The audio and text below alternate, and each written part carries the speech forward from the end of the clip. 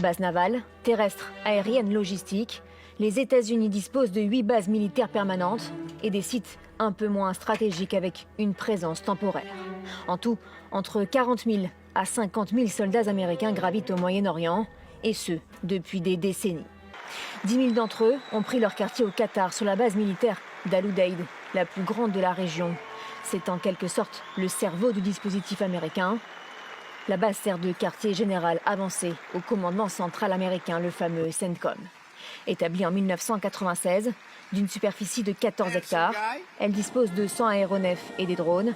Elle a joué un rôle central dans les opérations menées en Irak, en Syrie, en Afghanistan et notamment contre l'organisation État islamique.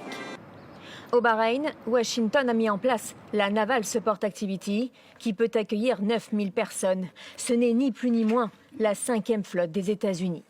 Depuis 1999, date de sa construction, elle sert de principal centre logistique, d'approvisionnement et de commandement.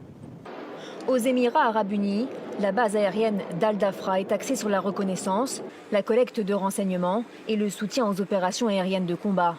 Elle accueille des aéronefs de pointe et divers avions de surveillance, notamment des drones et des avions radars. La base aérienne d'Erbil en Irak, elle, est utilisée par les forces américaines pour des opérations aériennes, en particulier dans le nord de l'Irak et en Syrie, où les troupes conseillent les forces kurdes et irakiennes. Les Américains sont donc partout, parfois à quelques centaines de kilomètres du territoire iranien.